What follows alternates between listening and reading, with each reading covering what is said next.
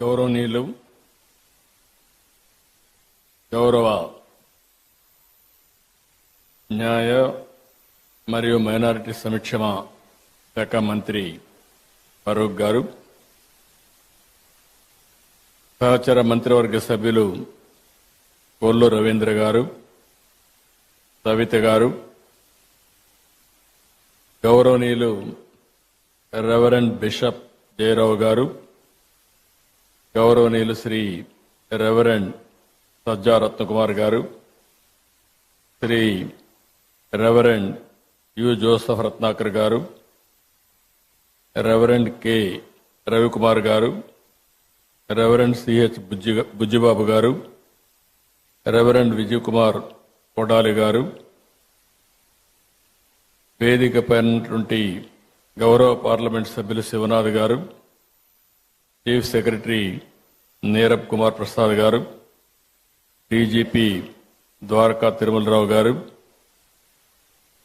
విధాన మండలి చైర్పర్సన్ జకియా కానం గారు,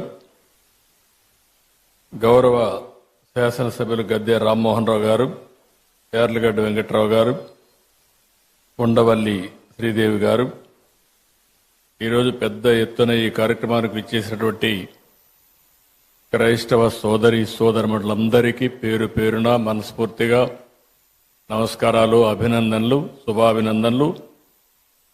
మీ అందరూ కూడా హ్యాపీ క్రిస్మస్. ఈరోజు ఇక్కడుండే వాళ్లే కాకుండా ఆంధ్రప్రదేశ్ రాష్ట్రం, అటు తెలంగాణ రాష్ట్రం, భారతదేశం, ప్రపంచంలో ఉండే క్రిస్టియన్ సోదరి సోదరులందరికీ హ్యాపీ క్రిస్మస్. యేసు ప్రభు జన్మించిన రోజు మనం క్రిస్మస్ జరుపుకుంటున్నాం. లోక రక్షకుడైన ప్రభు కరుణా కటాక్షాలు ఉండాలని ఆకాంక్షిస్తూ పెద్ద ఎత్తున ఈ కార్యక్రమాన్ని మనం నిర్వహించుకుంటున్నాం. ప్రేమ, కరుణ, సేవకు ప్రతీక క్రిస్టియానిటీ. నేను ఎన్నో సందర్భాల్లో చెప్పాను, ఎక్కడైనా ఒక మంచి హాస్పిటల్లో మెరుగైన సేవలు అందిస్తున్నారంటే ఇప్పుడు కాదు, స్వతంత్రం రాకమునప్పటి నుంచి కూడా ఒక మంచి కాలేజీ పెట్టి పేద పిల్లలకు మంచి చదువు ఇప్పించారంటే అది క్రిస్టియన్ ఇన్స్టిట్యూషన్సే పెద్ద ఎత్తున చేశాయి. దీనికి స్ఫూర్తి ఇచ్చింది కూడా యేసు ప్రభు ఇచ్చారు. పశువుల పాకలో పుట్టి గొర్రెల కాపరిగా పెరిగి నిరాడంబర చాటుకున్న ప్రజారక్షకుడు యేసు. నమ్మిన వారి కోసం బలిదానానికి సైతం వెనుకాడని క్రీస్తు గొప్పతనం ప్రతి ఒక్కరు కూడా ఉత్తేజాన్ని తీసుకోవాల్సిన అవసరం ఉంది. నేను ఎప్పుడు వచ్చినా మీతో మాట్లాడుతూ ఉంటే మీ ఉత్సాహం చూసినప్పుడు ఒక స్ఫూర్తిదాయకమైన సందేశాన్ని ఇక్కడి నుంచి పొందుతున్నాం. ఎల్లప్పుడూ కూడా మనందరం ప్రభు త్యాగాన్ని స్మరించుకోవాలి, శాంతి మార్గాన్ని అనుసరించాలి, ప్రేమతత్వాన్ని పెంచుకోవాలి, ఈర్ష్య ద్వేషాలు పరదొలాలి, అబద్ధం, లంచం వంటి పాపాలకు దూరంగా ఉండాలి. ఈరోజు రోజు రోజుకు విలువలు పడిపోయే ఈ సమయంలో కనీసం మనం చూస్తే డిసెంబర్ నుంచి జనవరి అంతవరకు కూడా, ఫస్ట్ వీక్ అంతవరకు కూడా ప్రపంచమంతా పెద్ద ఎత్తున జరుపుకునే ఏకైక పండుగ ఈ క్రిస్మస్ అని చెప్పి కూడా నేను మీకు తెలియజేస్తున్నా. అందుకనే నేను కూడా మీరు ఒకసారి చూస్తే ఇప్పుడే కాదు, మొట్టమొదటిసారిగా నేను సమైక్య ఆంధ్రప్రదేశ్లో ముఖ్యమంత్రిగా ఉన్నప్పుడు గవర్నమెంట్ తరపున ప్రీ క్రిస్మస్ ఈవెంట్ జరపాలని ఆ రోజు ఒక హైదరాబాద్లోనే కాకుండా అన్ని జిల్లాల్లో కూడా కార్యక్రమాలు నిర్వహించిన పార్టీ తెలుగుదేశం పార్టీ అని చెప్పి కూడా నేను మీకు తెలియజేస్తున్నాను. ఎప్పుడు కూడా నేను ఒకటే ఆలోచిస్తాను, మైనారిటీ వర్గాల సమిక్షేమానికి భద్రతకు ఎప్పుడూ నేను అండగా ఉంటాను. ఒకసారి అయితే సమైక్య ఆంధ్రప్రదేశ్లో చర్చి పైన దాడులు జరిగితే స్వయంగా నేనే వచ్చి ఇన్వెస్టిగేషన్ చేసి మళ్లీ అలాంటి సంఘటనలు జరగకుండా పూర్తిగా కంట్రోల్ చేసింది తెలుగుదేశం ప్రభుత్వం అని ఇప్పుడు గుర్తు చేస్తున్నాను. ఇంకొక పక్క విభజన తర్వాత కూడా మీరు ఒకసారి చూస్తే ఏదైతే క్రిస్టియన్స్ కోసం సంక్షేమం కోసం ఎక్కువ ప్రాధాన్యత ఇచ్చాం, చర్చల నిర్మాణానికి ఆర్థిక సహాయం చేశాం. ఇంకొక పక్క మీరు చేస్తున్నటువంటి సేవలకు సహకారంగా ఉండాలని క్రైస్తవ సంస్థలకు ఒక్కొక్క సంస్థకి 10 లక్షల రూపాయల ఆర్థిక సహాయం చేసి మిమ్మల్ని ప్రోత్సహించాం. గుంటూరులో మీరు చూస్తే క్రిస్టియన్ భవనం కోసం 2 ఎకరాల భూమిని కేటాయించడమే కాకుండా ఆ రోజు 10 కోట్ల రూపాయలు ఖర్చు పెడితే కంప్లీట్ కాని బిల్డింగ్ని కంప్లీట్ చేయాలని 5 సంవత్సరాలు ఆలోచించలేదు. మళ్లీ నేను వస్తానే దాన్ని పూర్తి చేసే బాధ్యత కూడా తీసుకొని తొందరలోనే మీ అందరికి అంకితం చేస్తాం, మీ అందరికి అందుబాటులో తీసుకొస్తాం. విజయవాడలోని సిఎస్ఐ సెయింట్ బాసిలికా కాలేజ్ చర్చికి 1.5 కోట్లు ఇచ్చాం. మీరెప్పుడూ నా దృష్టికి తీసుకొస్తారు. క్రైస్తవ శ్మశాన వాటికల కోసం ఆర్థిక సహాయం చేయమని కోరినప్పుడు ఇది చాలా జనైన సమస్య, దీన్ని పరిష్కారం చేయాల్సిన అవసరం ఉంది. ఇప్పటికే పెద్ద ఎత్తున ఇచ్చాం. భవిష్యత్తులో కూడా మీకు పూర్తిగా అండగా ఉంటామని చెప్పి కూడా నేను మీకు తెలియజేస్తున్నా. ఇదే కాకుండా జెరూసలం వెళ్లే క్రైస్తవులకి మొట్టమొదటిసారిగా ఆర్థిక సహాయం ప్రవేశపెట్టిన పార్టీ తెలుగుదేశం పార్టీ. ఆ విధంగా కూడా మనం ముందుకు పోయాం. ఇంకొక పక్క క్రైస్తవ విద్యార్థుల సంక్షేమం కోసం ప్రీ మెట్రిక్ స్కాలర్షిప్లు కానీ, పోస్ట్ మెట్రిక్ స్కాలర్షిప్లు కానీ, ట్యూషన్ ఫీజు అంతా కూడా రీఎంబర్స్మెంట్ చేయడం కానీ ఇవన్నీ చేశాం. ఈరోజు ఇలాంటి కార్యక్రమాలు 1-2 కాదు, చాలా కార్యక్రమాలు చేసి మనం ముందుకు పోయే పరిస్థితికి వచ్చాం. ఈరోజు ఇంకొక పక్కన మీరు చూస్తే 5 సంవత్సరాలు క్రిస్టియన్ సంస్థలు ప్రారంభించినటువంటి ఎయిడెడ్ ఇన్స్టిట్యూషన్స్ అన్ని డ్యామేజ్ చేసే పరిస్థితికి వచ్చారు, నిర్వీర్యం చేసే పరిస్థితికి వచ్చారు. ఈరోజు మా పార్టీ మనందరి నాయకుడు తెలుగుదేశం పార్టీ అధినేత ఎన్టీ రామారావు గారు కూడా ఏసీ కాలేజీలో చదువుకున్న విషయం మనం మర్చిపోలేం. ఆయన విజయవాడలో ఉండి గుంటూరుకు చదువుకున్నాడంటే అలాంటి స్టాండర్డ్స్ అన్ని కూడా ఆ రోజుట్లోనే ఇవ్వగలిగారు. అది వీరి యొక్క విశిష్టత అని చెప్పి కూడా నేను మీకు తెలియజేస్తున్నా. ఇప్పుడే చాలా మంది మాట్లాడారు. గడచిన 5 సంవత్సరాలుగా రాష్ట్రంలో మనం చూస్తే ఇది సందర్భం కాకపోయినా చెడును ఒకసారి ఆలోచించుకుని మళ్లీ చెడును జరగకుండా అందరికీ న్యాయం చేసే విధంగా ఈ ఎన్డీఏ ప్రభుత్వం, తెలుగుదేశం ప్రభుత్వం ముందుకు పోతామని మీ అందరికీ హామీ ఇస్తున్నా. ఎక్కడ ఏమాత్రం కూడా రాజీ లేకుండా పనిచేస్తాం. ఒక్క విషయం మనం గుర్తుపెట్టుకోవాల్సిన అవసరం ఉంది.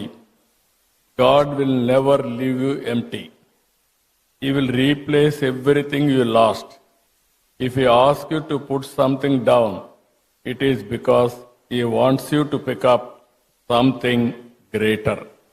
అది మనం చూసినప్పుడు ఇది తప్పకుండా జరుగుతుంది. పేదల పట్ల, ధర్మాన్ని నమ్మిన వారి పట్ల దేవుడు ఎల్లప్పుడూ అండగా ఉంటాడు. మా ప్రభుత్వం ఒకటే చెప్తున్నాం, క్రిస్టియన్స్కి పూర్తిగా అండగా ఉంటామని మనస్ఫూర్తిగా మీ అందరికీ భరోసా ఇస్తున్నాను. ఇప్పటికీ సంక్షేమ కార్యక్రమాల్లో ఏ విధంగా చేయాలనో ఇంత మునిపే పెద్దలందరూ మాట్లాడారు. ఆర్థిక సమస్యలు ఉన్నాయి, లెగసీ ప్రాబ్లమ్స్ వెంటాడుతున్నాయి. నేను 4వసారి ముఖ్యమంత్రి. 3 సార్లు నాకు ఎప్పుడు ఇంత కష్టం అనిపించలేదు. ఇప్పుడు నాకే అర్థం కావడం, ఎంత తవ్వితే అంత బాధలన్నీ బయట వస్తున్నాయి. ఒక పక్క మనసు ఉంది, దూసుకుపోవాలనే మనస్తత్వం ఉంది. ఇంకొక పక్కన చూస్తే వెసులుబాటు లేని పరిస్థితి. ఓసారి చిన్న చిన్న కష్టాలు వచ్చినప్పుడు 4-5 సార్లు కూర్చుంటే సమస్యకు పరిష్కారం దొరుకుతుందేమో కానీ ఈ 6 నెలల నుంచి నేను రాత్రింబగళ్ళు ఆలోచిస్తున్నా, పట్టుదలగా పరిశోధిస్తున్నా, అయినా కూడా ఇప్పటికి కూడా నాకు ఒక దారి దొరకలేదంటే ఎంత డ్యామేజ్ జరిగిందో మీరు అందరూ గుర్తుపెట్టుకోవాల్సిన అవసరం ఉంది. అయితే కానీ నాకు ఒక బాధ్యత మీరందరూ ఇచ్చారు. ఆ బాధ్యతతో తప్పకుండా ఎట్టి పరిస్థితిలో మళ్ళీ పూర్వ వైభవం తీసుకొచ్చే వరకు వదిలిపెట్టనని చెప్పి కూడా మీ అందరికి హామీ ఇస్తున్నా. అందరికీ న్యాయం చేసేది నా విధానం. నన్ను చూశారు. ఏ ఒక్కరికి కూడా నేను ముఖ్యమంత్రిగా ఉన్నప్పుడు కానీ తెలుగుదేశం పార్టీ అధికారంలో ఉన్నప్పుడు జరగలేదు.